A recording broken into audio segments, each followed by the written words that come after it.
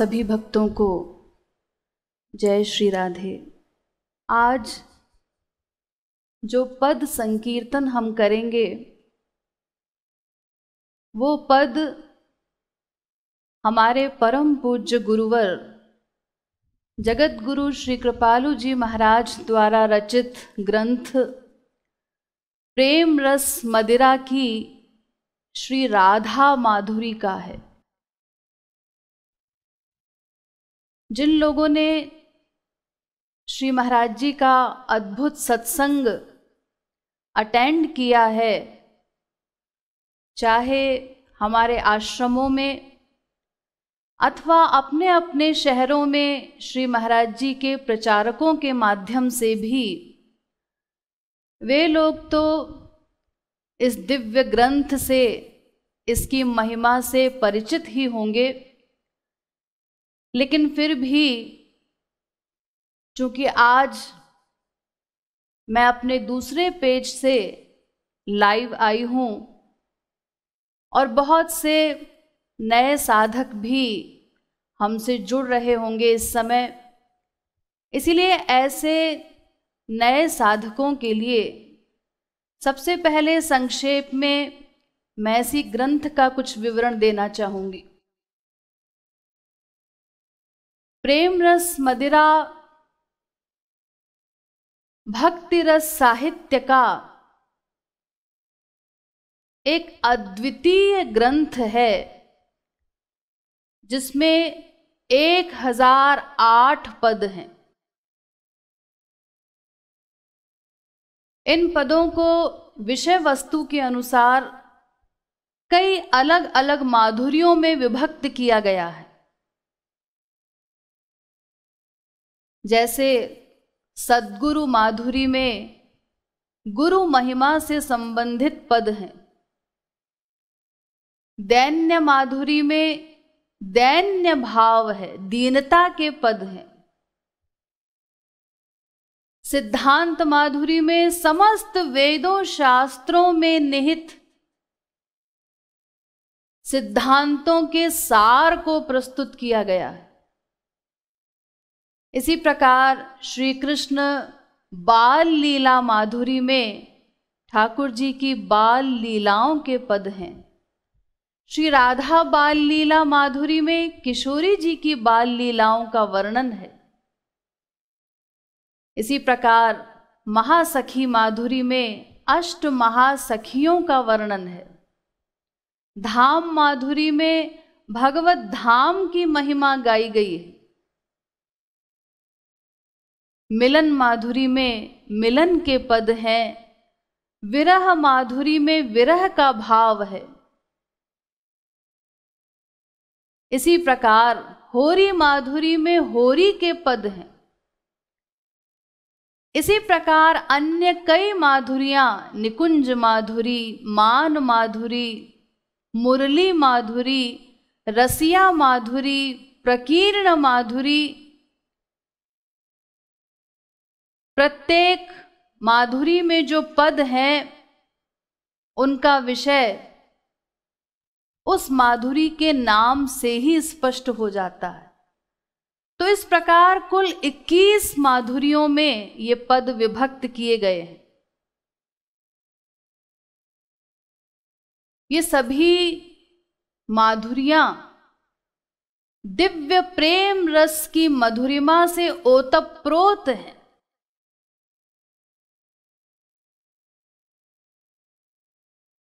इनके माध्यम से रूप ध्यान करना हमारे लिए अत्यंत सरल हो जाता है। इन पदों का अवलंब लेने से हमारी साधना अत्यंत सुगम हो जाती है। श्री महाराज जी ने स्वयं ही इन पदों को और अपने अन्य तमाम संकीर्तनों को संगीतबद्ध भी किया है। यानी इनकी ट्यून्स भी श्री महाराज जी ने स्वयं बनाई हैं और इतनी मनोहारी धुनें हैं इन पदों की, संकीर्तनों की, कि शुष्क हृदय भी सुनकर भाव विभोर हो जाए। ये पद श्री महाराज जी के जितने भी प्रवचन हैं, उन्होंने अपने प्रवचनों में, अपने साहित्य में कहीं पर भी धर्म, अर्थ, काम, मोक्ष अथवा सकाम भक्ति को किंचित भी स्थान नहीं दिया है। जगत गुरु कृपालु भक्ति योग तत्व दर्शन में भगवान श्री राधा कृष्ण का निष्काम प्रेम, उनकी निष्काम सेवा, बस यही श्री महाराज जी के तत्व दर्शन का सार है।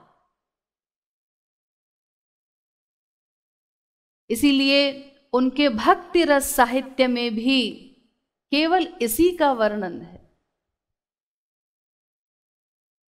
तो जैसा कि इस ग्रंथ के नाम से ही स्पष्ट है, प्रेम रस मदिरा, यानी वास्तव में ये दिव्य प्रेम रस की मदिरा है, जिसका पान करने से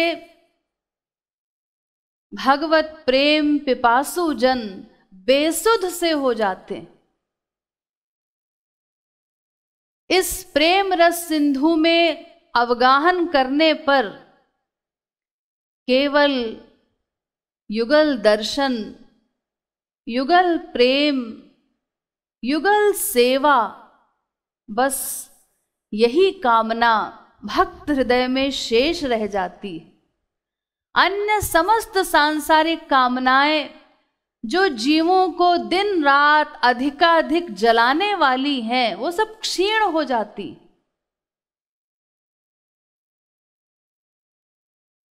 तो ये ऐसा रस सिंधु है जिसमें अवगाहन करने से भक्तजन श्री राधा कृष्ण के प्रेम सिंधु में डूब जाते हैं।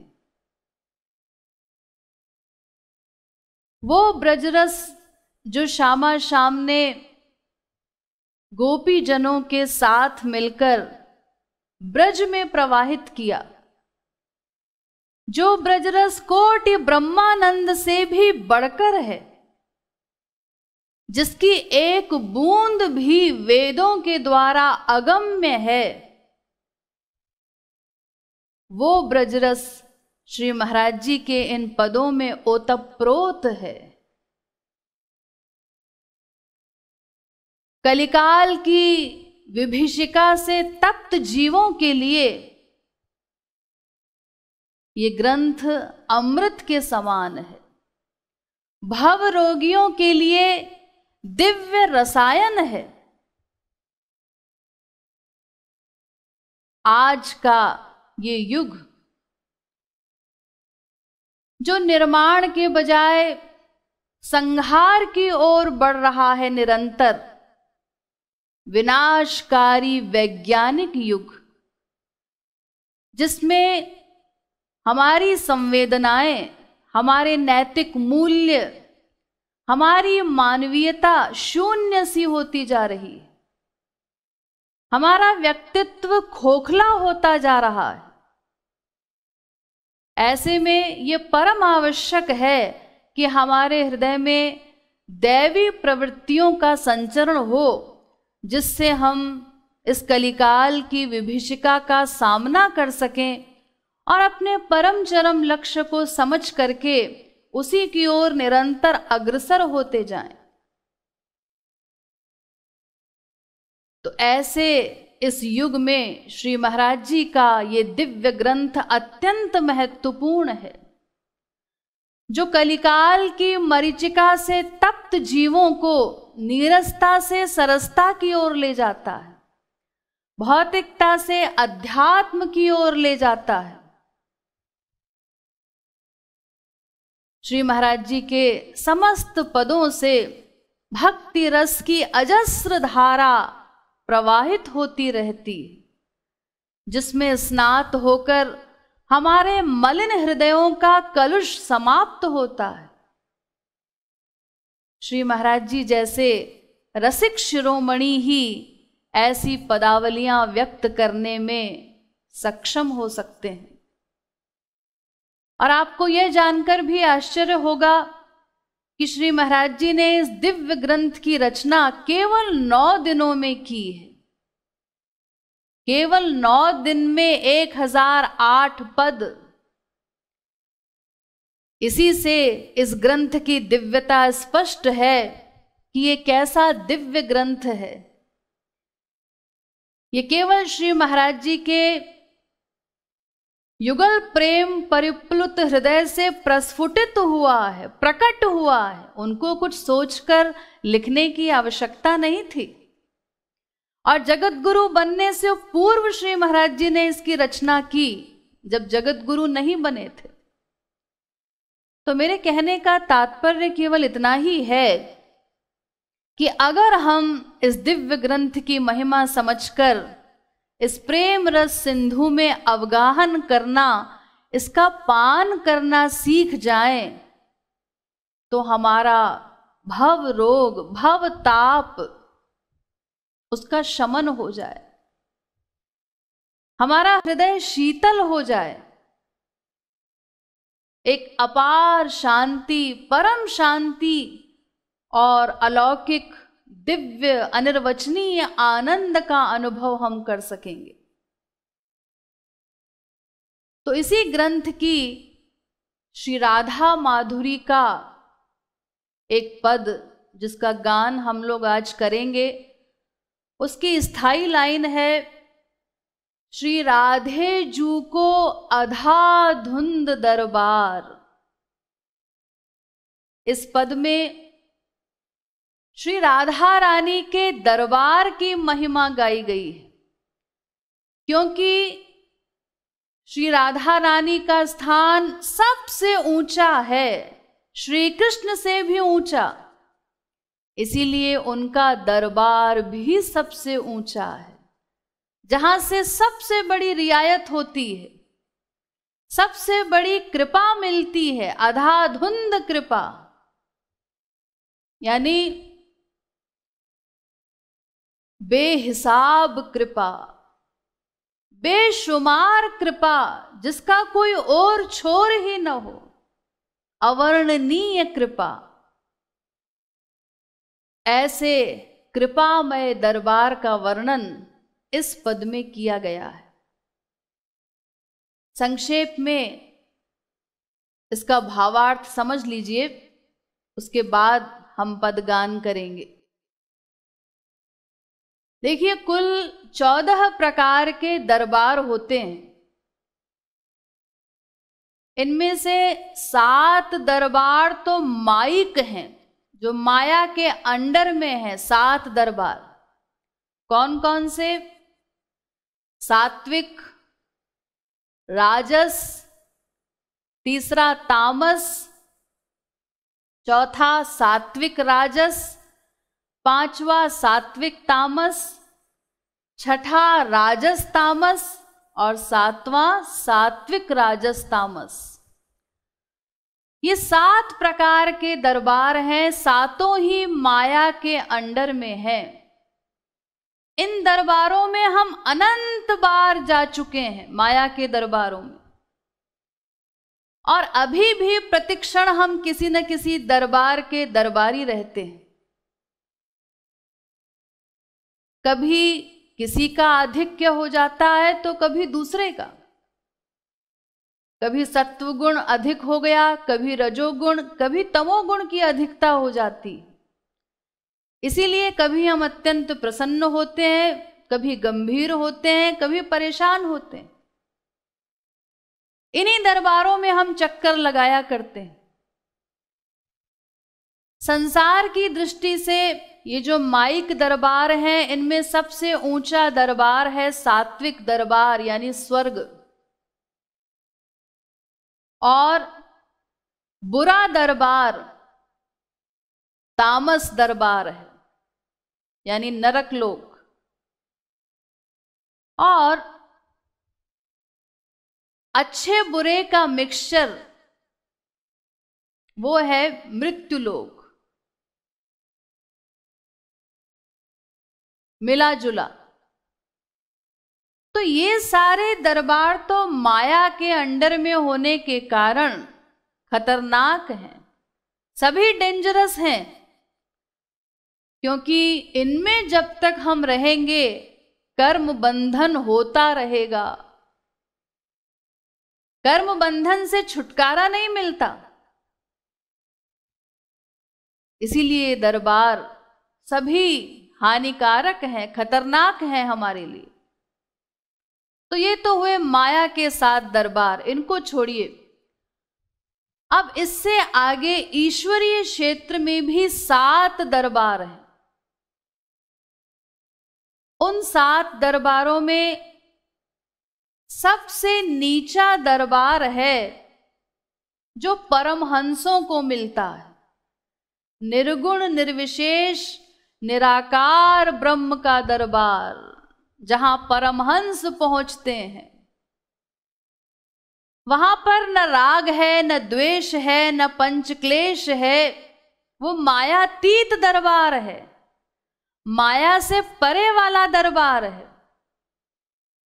लेकिन फिर भी सबसे नीचा माना गया है, क्योंकि वहां पर पहुंचने के बाद जीव आनंद का उपभोग नहीं कर सकता, वो स्वयं आनंद स्वरूप हो जाता है, ब्रह्म में लीन हो जाता है। वो जीव आनंद का उपभोग नहीं कर पाता। आनंद का उपभोग करने वाला जो अंतःकरण है जीव का, वो ही वहां पर समाप्त हो जाता है, निवृत्त हो जाता है। तो ये सबसे नीचा दरबार है। अब इससे आगे चलिए। इससे ऊंचा दरबार जो है, वहां पर आनंद भी रहता है और आनंद का उपभोग करने वाला जीव भी रहता है। वहां पर जीव का अंतःकरण समाप्त नहीं होता, बल्कि हमारे इंद्रिय मन बुद्धि इत्यादि सब दिव्य हो जाते हैं, और उन दिव्य इंद्रिय मन बुद्धि से जीव दिव्यानंद का उपभोग कर पाता है। यानी वहां पर उपासक भी रहता है, उपास्य भी और उपासना भी, ये तीनों चीजें रहती। प्रेमास्पद भी रहता है, प्रेमी भी और प्रेम भी। तो इन दरबारों से द्वैत रस प्रारंभ होता है। ये द्वैत रस वाले दरबार हैं। इनमें सबसे पहले आता है महाविष्णु का दरबार, जो परमहंसों के दरबार से ऊंचा है। तो महाविष्णु के दरबार में क्या होता है, यहां पर हमारे ही श्री कृष्ण 4 भुजा से रहते हैं वैकुंठ में, वैकुंठाधिपति 4 भुजा वाले श्री कृष्ण। यद्यपि वो हमारे ही श्री कृष्ण का एक स्वरूप है, महाविष्णु का स्वरूप, लेकिन वो प्योर ऐश्वर्य वाला स्वरूप है भगवान का, लीला परिकर रहित। वहां पर भगवान के परिकर नहीं होते और भगवान वहां कोई लीला भी नहीं करते। ये दरबार योगियों को प्राप्त होता है। शांत भाव से जो भगवान की उपासना करते हैं, उनके परमात्मा स्वरूप की, वो योगी जन इस दरबार में पहुंचते हैं। तो इस दरबार से ऊंचा है दास्य भाव का दरबार।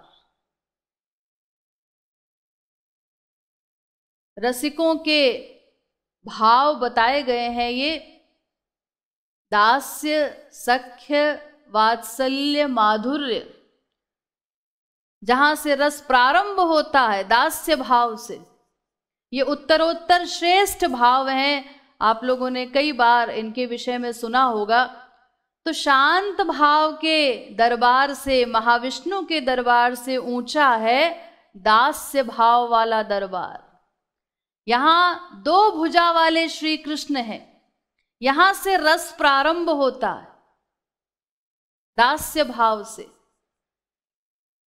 लेकिन इस दास्य भाव में भी बहुत दूरी वाला संबंध होता है भक्त और भगवान के बीच में। संसार में भी आप देखते हैं एक दास के लिए तमाम कड़े कायदे कानून होते हैं, नियम होते हैं। इसी प्रकार कई मर्यादाएं हैं दास्य भाव की। दूरी वाला संबंध है कि वो हमारे स्वामी हैं, मैं उनका दास हूं। इसमें आत्मीयता अधिक नहीं है, पूर्ण आत्मीयता नहीं है। तो इस दरबार से श्रेष्ठ बताया गया सख्य भाव वालों का दरबार, जहां पर सख्य भाव से प्रेम करने वाले पहुंचते हैं। श्री कृष्ण हमारे सखा हैं, लंगोटिया यार। तो देखिए, सखा के साथ तो मर्यादाएं संसार में भी नहीं होती। आराम से दो दोस्त मिलकर आपस में हास परिहास करते हैं, वहां कोई दूरी नहीं होती। एक दूसरे के गले में बांह डाल करके बैठते हैं। तो दास्य भाव से श्रेष्ठ है सख्य भाव का रस, लेकिन फिर भी इसमें भी कुछ दूरी है। घर की कोई प्राइवेट बात संसार में भी दोस्त के पास भी नहीं जानी चाहिए, इसीलिए इस संबंध में भी दूरी है। तो इससे श्रेष्ठ बताया गया वात्सल्य भाव, वो दरबार जो वात्सल्य भाव से प्रेम करने वालों को मिलता है। श्री कृष्ण हमारे पुत्र हैं, मैं उनकी मां हूं या पिता हूं। तो इसमें इतना एकत्व हो गया, इतना अधिकार मिल गया यशोदा मैया को कि वो कन्हैया की पिटाई भी कर सकती है। नंद बाबा अपने पुत्र को आदेश देते हैं, बेटा जरा मेरी खड़ाऊ लेकर आना, और श्याम सुंदर दोनों हाथों से खड़ाऊ को अपने शीश पर रखकर अपने पिता की सेवा में उपस्थित होते। ऐसा रस इस वात्सल्य भाव में है। लेकिन यहां भी पूर्ण आत्मीयता नहीं है, कुछ संकोच, कुछ दूरी इसमें भी है। इसीलिए इससे भी श्रेष्ठ बताया गया माधुर्य भाव, वो दरबार जहां माधुर्य भाव से प्रेम करने वाले पहुंचते हैं। माधुर्य भाव सर्वश्रेष्ठ भाव है। तो माधुर्य भाव वालों पर जो कृपा होती है, देखिए इसमें भी माधुर्य भाव में 3 क्लासेस हैं। एक साधारणी रति का माधुर्य भाव, जिसमें भक्त केवल अपने सुख के लिए भगवान से प्रेम करता है। दूसरा है समंजसा रति का माधुर्य भाव, जिसमें अपने सुख की भी कामना होती है और प्रेमास्पद के सुख की भी कामना होती। और तीसरा है समर्था रति का माधुर्य भाव, जहां भक्त केवल भगवान के सुख के लिए ही उनसे प्रेम करता है। तो ये जो माधुर्य भाव वालों का दरबार है, यहां पर क्योंकि ये सर्वोच्च दरबार है, तो कृपा भी सर्वोच्च होगी। इतनी बड़ी कृपा, इतना बड़ा अंधेर। देखिए इसके बाद 7वें दरबार के विषय में आगे मैं बताऊंगी। पहले अभी हम छठा दरबार जो श्री कृष्ण का दरबार है उसकी बात कर रहे हैं। माधुर्य भाव का कमाल, वहां कैसी अंधेर है। अंधेर, अंधेर मतलब धांधली। तो क्या भगवान के दरबार में भी धांधली होती है, अन्याय होता है? जी हां, लेकिन ये संसार के अन्याय जैसा नहीं है। संसार में जो धांधली होती है, अन्याय होता है, वो तो अपने स्वार्थ के लिए होता है। लेकिन भगवान के दरबार में जो धांधली होती है वो दूसरों पर कृपा करने के लिए होती है, जीवों पर कृपा करने के लिए। तो देखिए, भगवान के दरबार में इतनी बड़ी कृपा जो भी भगवत प्राप्ति करता है उसके लिए हो जाती है कि भगवान उस जीव को पाप पुण्य रहित कर देते हैं। अनंतानंत जन्मों का जो पाप पुण्य का स्टॉक है जीव का, उसको भस्म कर देते हैं, उस फाइल को जला देते हैं। ऐसी धांधली तो संसार में भी नहीं होती ना। अरे देखिए, संसार में भी कोई अपराधी अगर वो पश्चाताप भी करता है कि मैं हाथ जोड़ता हूं, मैं आगे से अब किसी को एक झापड़ भी नहीं लगाऊंगा, तो गवर्नमेंट कहती है कि ठीक है, अरे वो दंड तो इसीलिए दिया जाता है अपराधी को ताकि वो आगे अपराध न करे, इसीलिए दंड विधान बनाया गया है। लेकिन जो पिछले तुमने अपराध किए हैं उसका दंड तो तुम्हें भुगतना ही होगा। ऐसा नहीं करती गवर्नमेंट कि सारे पाप माफ कर दे, लेकिन भगवान के यहां ऐसा अंधेर है कि शरणागत होते ही जब उस जीव की माया निवृत्ति होती है, भगवान उसके अनंत जन्मों के पाप पुण्य का स्टॉक भस्म कर देते हैं और अनंत काल के लिए उसका ठेका ले लेते हैं, उसका योगक्षेम वहन करते हैं। वो जीव तो अकर्ता हो जाता है। तो ये तो जिसने केवल भगवत प्राप्ति की उसी पर इतनी बड़ी कृपा हो जाती है। और जो माधुर्य भाव से प्रेम करने वाले हैं उसमें भी जो समर्थारति के प्रेमी हैं, कौन है समर्थारति वाले? उसका एकमात्र उदाहरण है ब्रज की गोपियां। यथा ब्रज गोपिका नाम, दूसरा कोई उदाहरण है ही नहीं। तो उन गोपियों ने जो प्रेम भगवान से किया, उन निष्काम प्रेमियों का जो दरबार है माधुर्य भाव वाला, वहां पर इतनी बड़ी कृपा श्याम सुंदर की कि उन बेपड़ी लिखी अंगूठा छाप गोपियों को अपनी प्रेयसी बनाकर श्री कृष्ण ने प्रेम दान किया। और इतना ही नहीं, इतने ऋणी हो गए उनके प्रेम के कि उन्होंने ये एडमिट कर लिया कि मैं कभी भी तुम्हारे ऋण से उऋण नहीं हो सकता। वो भगवान श्री कृष्ण जो पर तत्व हैं, समस्त अवतारों के अवतारी हैं, सब अवतारों के गोविंद राधे मूल अवतारी श्री कृष्ण है, बता दे। राधा गोविंद गीत। अरे वो तो समस्त अवतारों के अवतारी हैं, सबके मूल हैं, उनसे परे और कुछ नहीं है।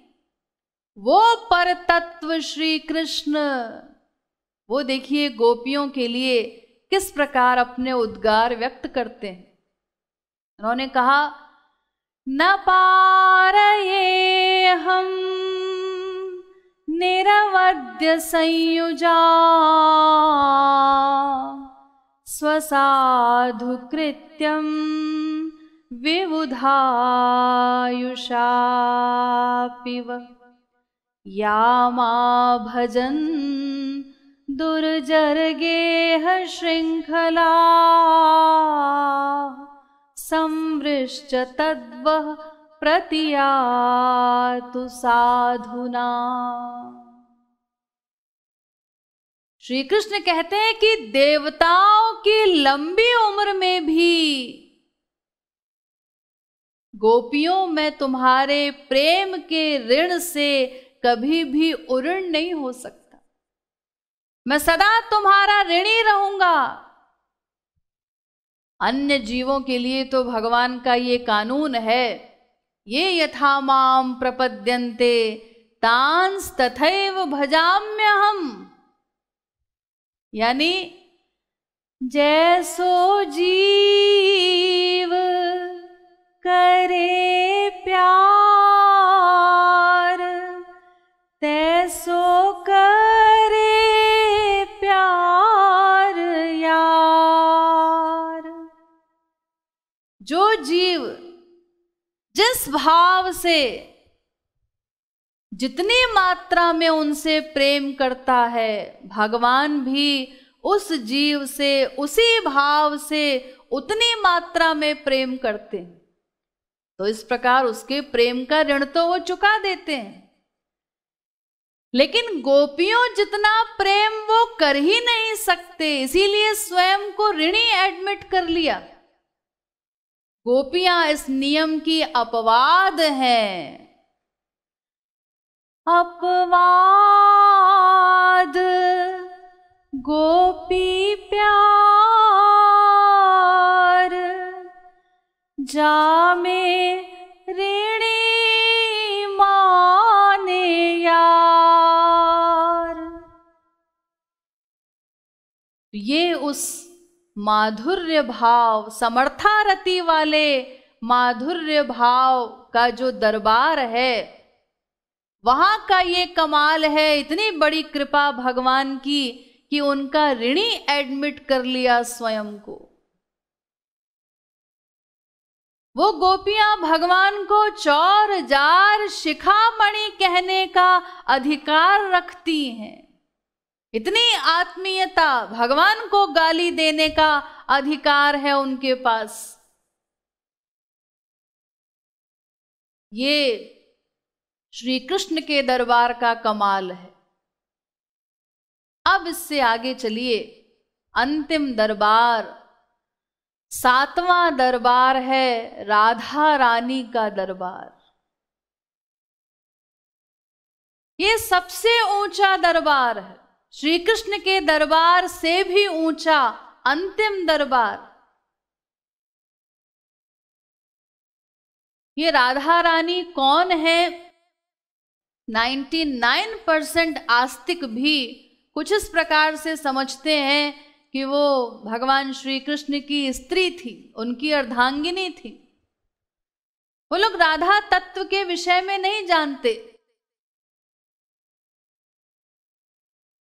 श्री कृष्ण की सर्वांग तरंग तरम शक्ति, हिलादिनी शक्ति, उस हिलादिनी शक्ति का भी जो सारभूत तत्व है वो कहलाता है प्रेम।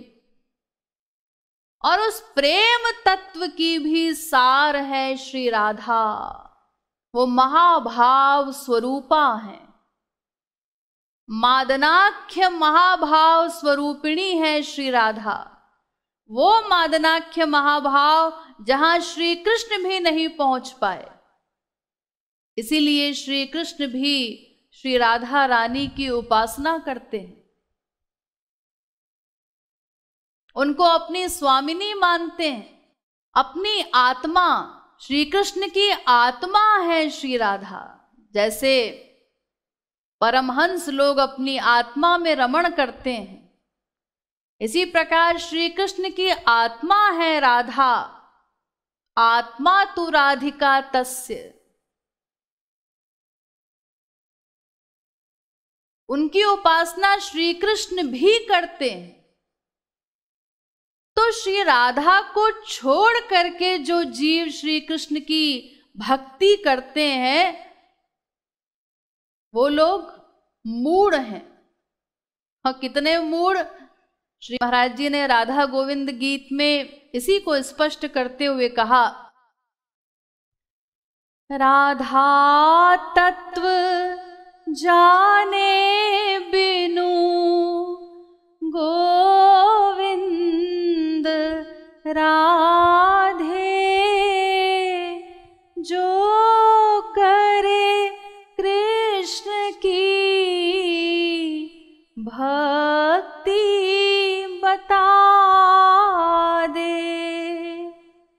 उसके समान मूढ़ गोविंद राधे, एकमात्र सोई मूढ़ है बता दे। अरे उससे बड़ा मूर्ख और कौन हो सकता है? उसके समान मूर्ख तो वही है जो श्री राधा तत्व को जाने बिना श्री कृष्ण की उपासना करता है। श्री राधा तो आत्मा है। देही राधा देह कृष्ण गोविंद राधे, देही बिनु देह कोई पूछे ना बता दे। राधा गोविंद गीत। श्री महाराज जी कहते हैं जैसे प्राण निकल जाने पर देह की कोई वैल्यू नहीं, ऐसे ही राधा तत्व के बिना श्री कृष्ण तत्व कुछ भी नहीं। कृष्णेन आराध्यते इति राधा, वेद कहता है श्री कृष्ण स्वयं राधा रानी की आराधना करते हैं, वो भी उपासक हैं, उनकी उपास्या है श्री राधा रानी। जो बड़ी बड़ी पर्सनैलिटीज उमा रमा ब्रह्माणी भी श्री कृष्ण की पदरज की कामना करती हैं, वो श्री कृष्ण श्री राधा रानी के पदरज के अभिलाषी हैं, उनके चरण रज प्राप्त करना चाहते हैं। तो राधा रानी योग माया शक्ति है जिसके अधीन स्वयं पूर्णतम पुरुषोत्तम ब्रह्म श्री कृष्ण रहते। वो प्रेम तत्व की साहूकार हैं। श्री कृष्ण भी उस दिव्य प्रेम के भिक्षुक हैं, भिखारी हैं। इसीलिए तो किशोरी जी के चरणों में अपना मुकुट समर्पित करते हैं, उनकी दासता करते हैं।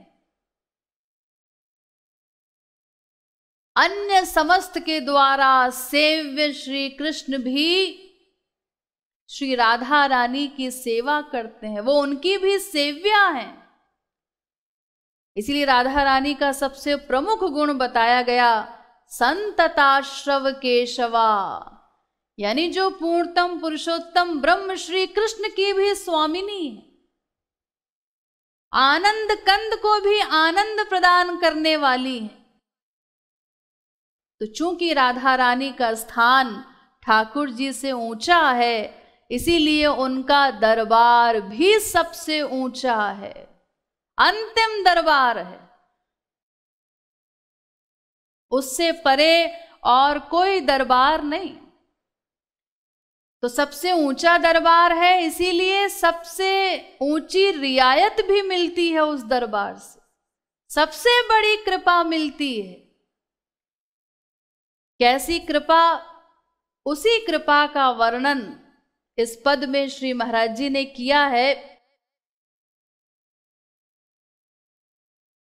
श्री राधे जू को अधाधुंध दरबार।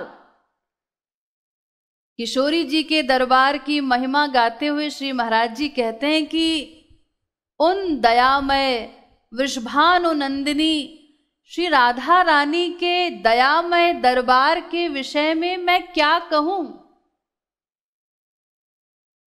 ऐसी दया उनके दरबार में जीवों पर बरसती है। कैसी दया? आगे कहते हैं, जिन वनचरिन आचरण कुत्सित, जग जेहि कह व्यभिचार, तिन कह निज सहचरी करी हरिसो करवावती मनुहार। अरे वो वनचरिया, वन में विचरण करने वाली बेपढ़ी लिखी गोपियां,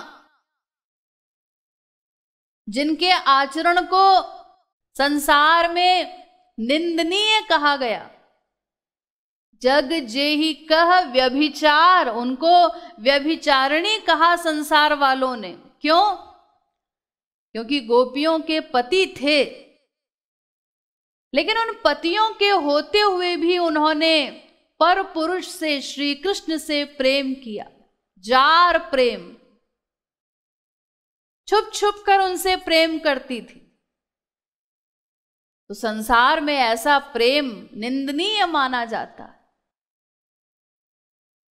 तमाम गोपियां ऐसी थीं ब्रज में जिनको महात्म्य ज्ञान नहीं था,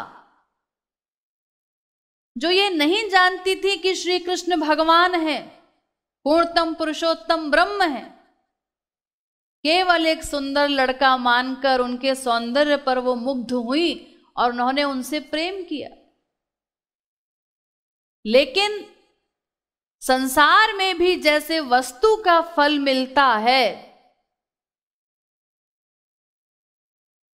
जैसे जहर, उसको कोई जानकर पिए या अनजाने में पी ले, लेकिन वो जहर तो अपना परिणाम देगा।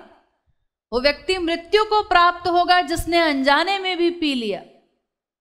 इसी प्रकार अग्नि, उसको चाहे आप जान करके छुए या अनजाने में टच हो जाए, अग्नि जलाएगी, वो अपना काम करेगी।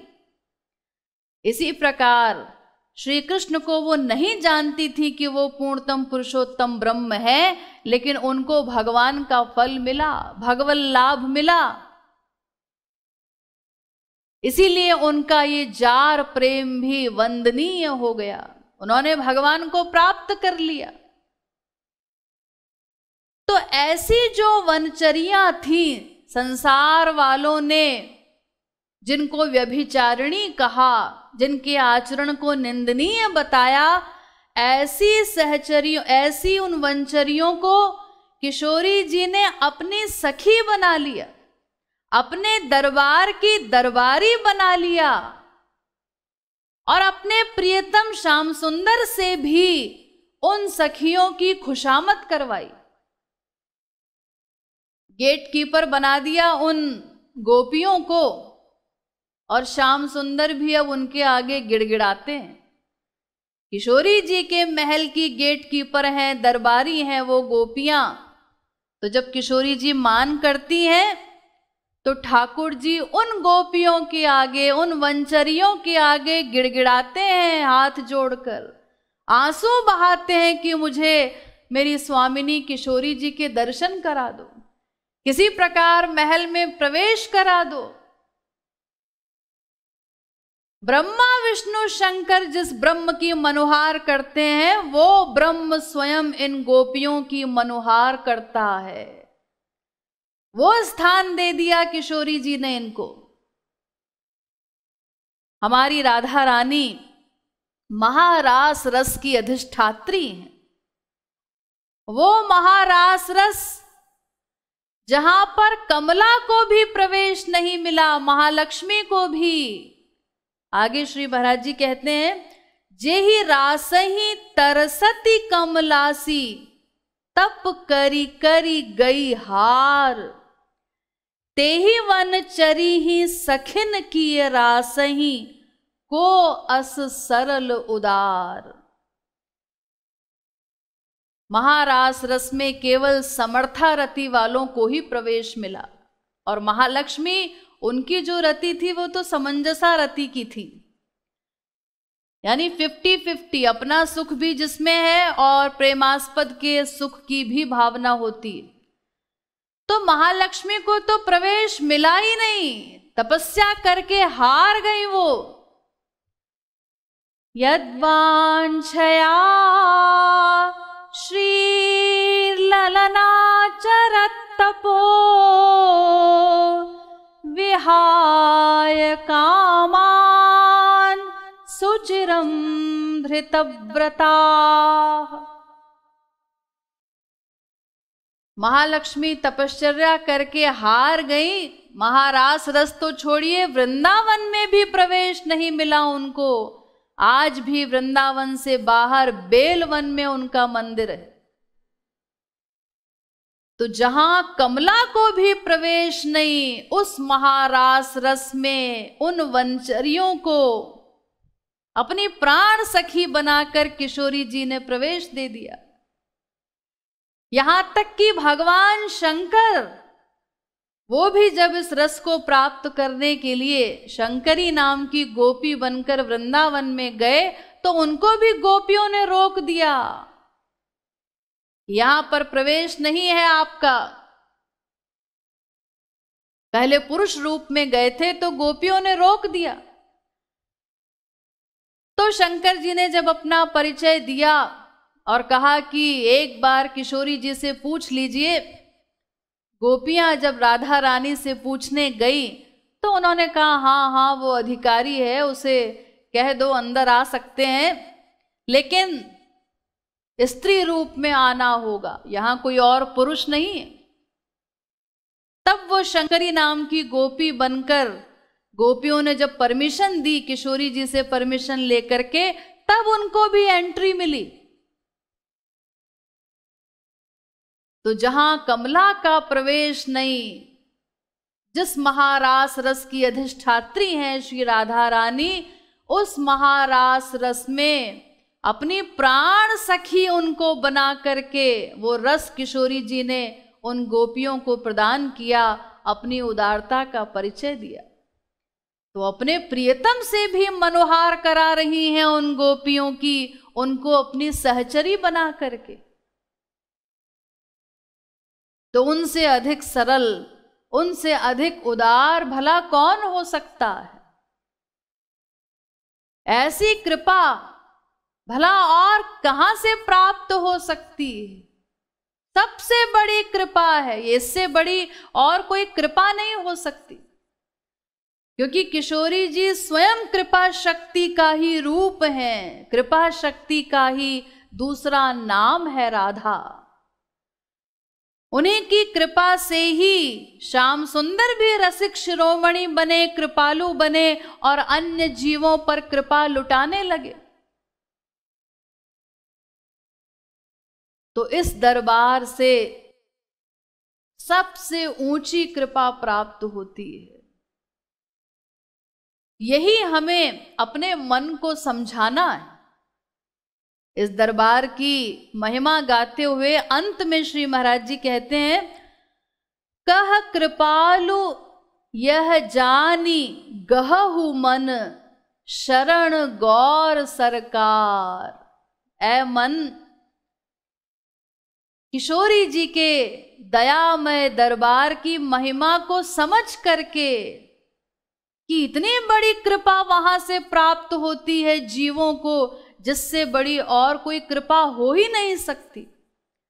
तो उनकी महिमा को समझ करके गहहु मन शरण गौर सरकार, अरे उन्हीं गौर सरकार के दयामय दरबार की शरण ग्रहण कर ले। अब तू कह दे कि मुझे बस अब और कुछ नहीं चाहिए, न कोई ज्ञान, न बुद्धि, न बल, न वैभव, मैं कुछ नहीं चाहता। और तेरे पास जो कुछ भी है, मन बुद्धि, उसमें तू इस बात को बिठा ले, ये दृढ़ विश्वास कर ले कि किशोरी जी का दरबार ऐसा दयामय अधाधुंध दरबार है जहां से जीवों पर अधाधुंध कृपा बरसती है। और ये भी विश्वास कर ले कि तेरा प्रवेश भी वो एक दिन अवश्य उस 7वें दरबार में करा देंगी, अंतिम दरबार में, अपने दरबार में। जो दरबार कमला को नहीं मिला वो हम सबको मिल सकता है। वहां पर कोई सीनियरिटी जूनियरिटी की बात नहीं है, कोई बल बुद्धि योग्यता वहां नहीं देखी जाती। जो जिस भाव से प्रेम करता है उसको वैसी ही सीट मिल जाती। तो अगर हम प्रारंभ से ही समर्थारति के माधुर्य भाव को अपना लक्ष्य बनाकर के चलें,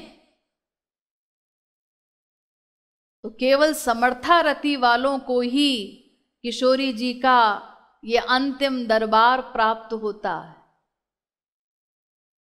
अगर कोई गुरु कोई भी गुरु वो स्वयं जिस क्लास का होता है उसी कक्षा का, उसी रस का उपदेश वो अपने शिष्यों को करता है, देता है, और वो अपने शिष्यों को, अपने अनुयायियों को वहीं तक ले जा सकता है जहां तक वो स्वयं पहुंच सकता है, उससे आगे नहीं। और गुरु के बिना किसी जीव की कोई गति नहीं है। कोई भी जीव डायरेक्ट अपना ईश्वरीय लक्ष्य प्राप्त नहीं कर सकता। तो जिस कैटेगरी का, जिस क्लास का महापुरुष हम गुरु रूप में वर्ण करेंगे, वो स्वयं जिस क्लास का होगा वही उपदेश हमको करेगा और वहीं तक हमें ले जा सकेगा। तो ये जो अंतिम कृपा है किशोरी जी के दरबार की, इसको प्राप्त करने के लिए हमें किसी गोपी प्रेम प्राप्त रसिक महापुरुष की शरणागति करनी होगी, उनको गुरु रूप में वर्ण करना होगा।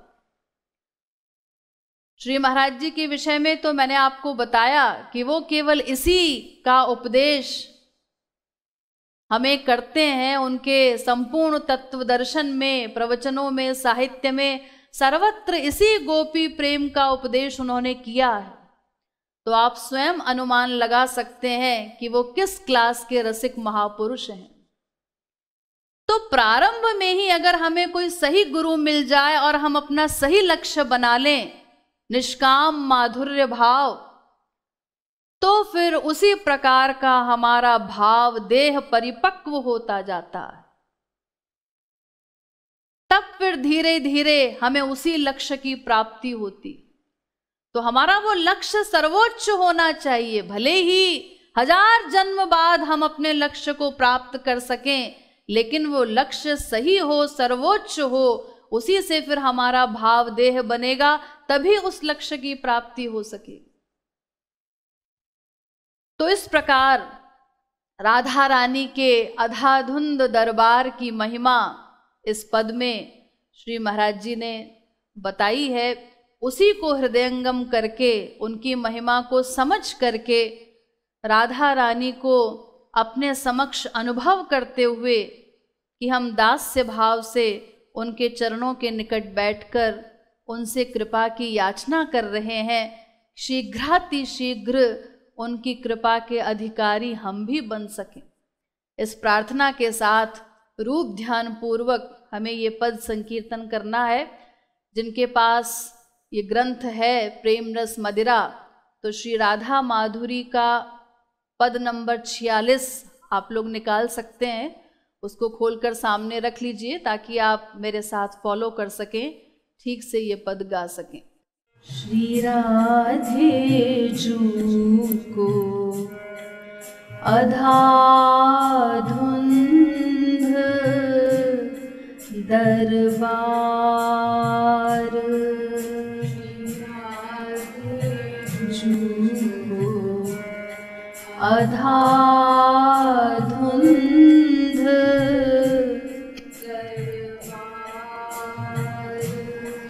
श्री राधे जू को, राधे जू को अधाधुंध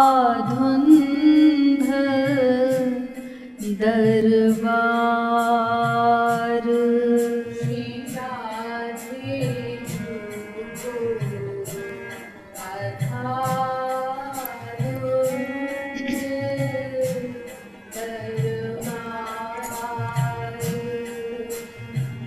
जिन वन चरीन आचरण कुत्सित, इको बढ़ा दो,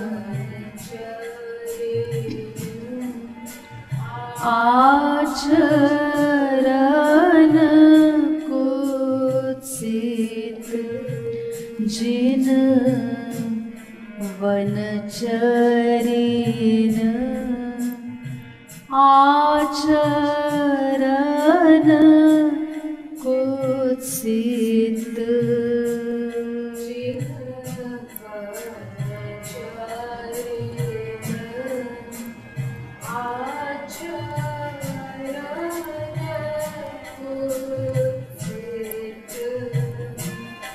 जग जेहि कहा व्यभिचार, श्री राधे जू को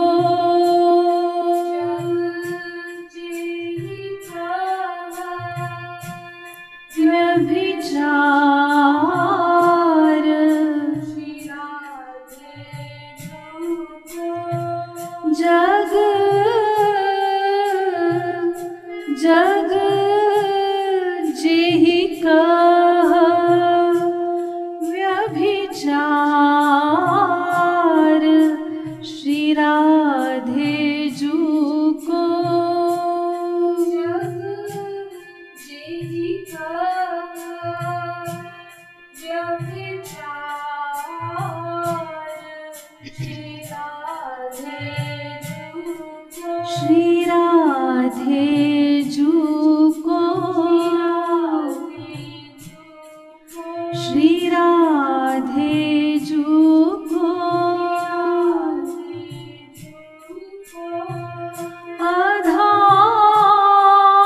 अधाधुंध दरबार, श्री राधे जू को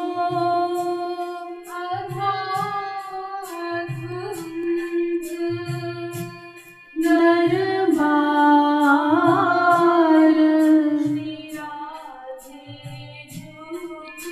श्री राधे जू को राधे जू को अधाधुंध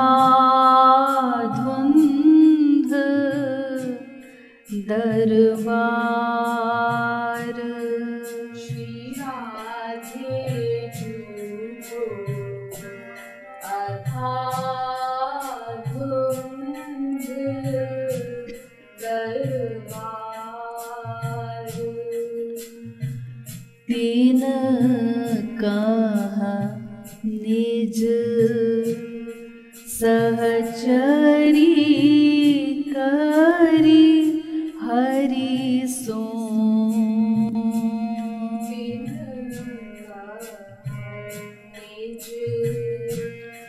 सहचरी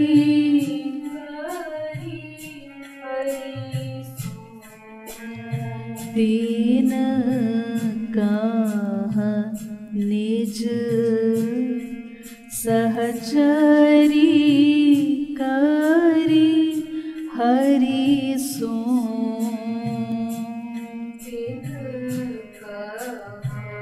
निज सहचरी करी हरि सो, करवावती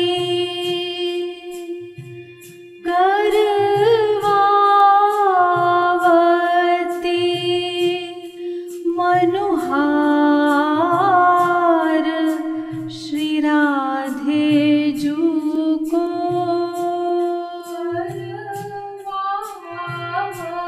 करवावती मनुहार, श्री राधे जू को करवावती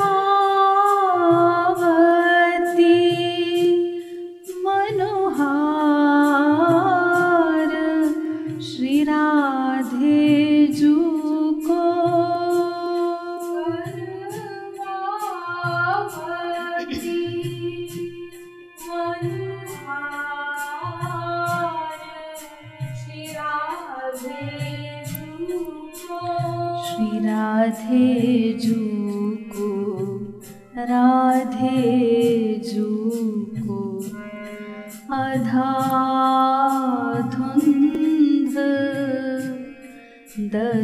दरबार, श्री राधे जू को अधाधुंध दरबार। जेहि रासहि तरसती कमलासी।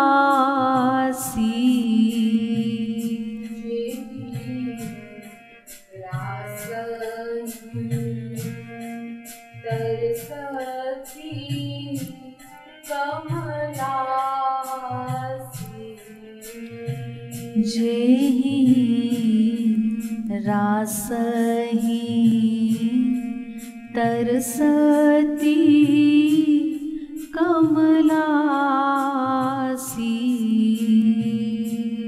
जेहि रासहि तरसती कमलासी। तप करि करि गई हार श्री राधे जू को। तप करि करि गई हार श्री राधे जू को। तप करि करि गई हार श्री राधे जू को। तप करि करि गई हार श्री राधे जू को। तेहि वनचरी तेहि वनचरी सखिन किय रासहि।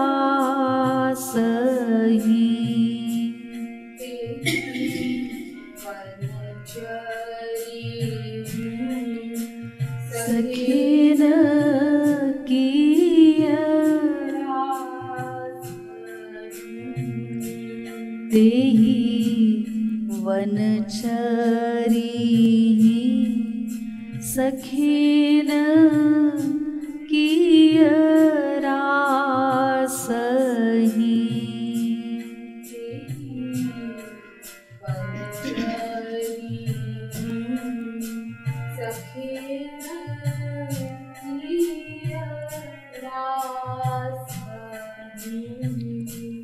कोस सरल उदार श्री राधे जू को। सरल उदार श्री राधे जू को।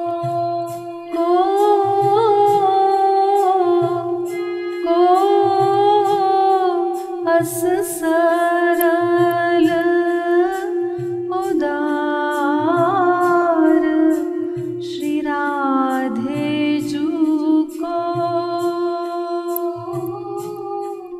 अस सरल उदार श्री राधे जू को। श्री राधे जू को। श्री राधे जू को। श्री राधे जू को। राधे जू को अधाधुंध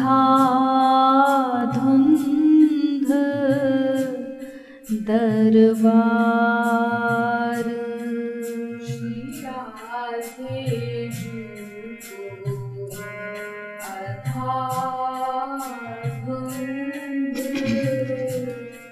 दरबार। कह कृपालु कह कृपालु यह जानी कहूँ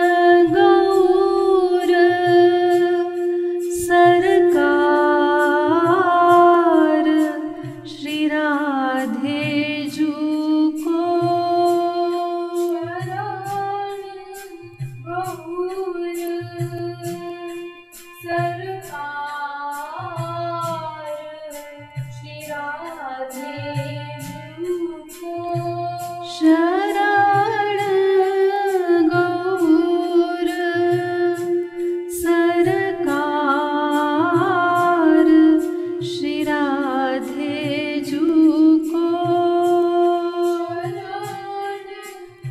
गौर सरकार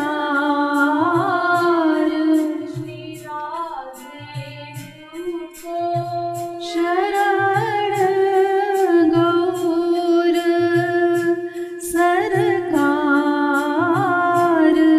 श्री राधे जू को।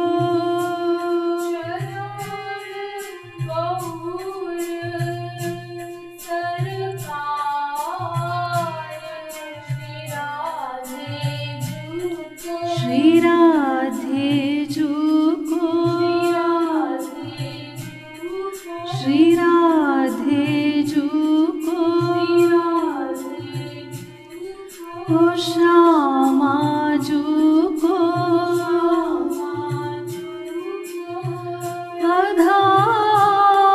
अधाधुंध दरबार श्री राधे जू को।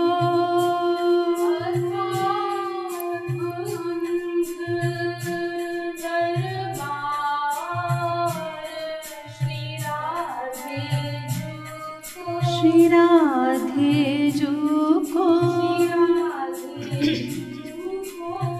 कोस सरल उदार श्री राधे जू को।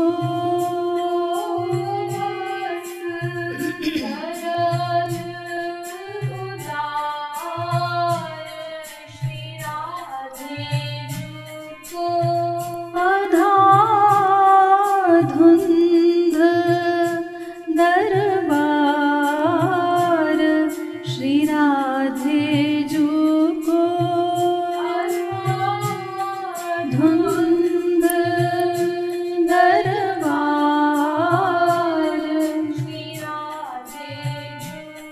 श्री राधे जू को। श्री राधे जू को। श्री राधे जू को।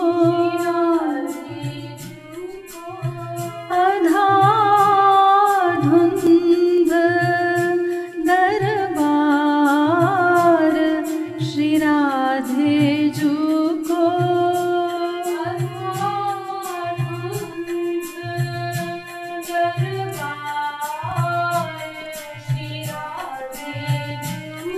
श्री राधे जू को। राधे जू को। अधाधुंध दरबार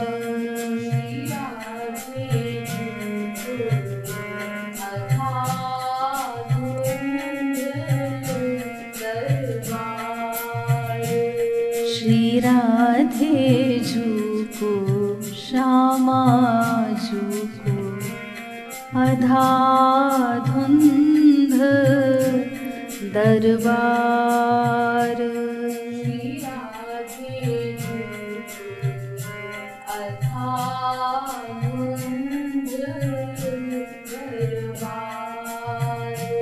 श्री राधे जू को।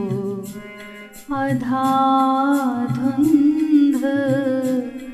दरबार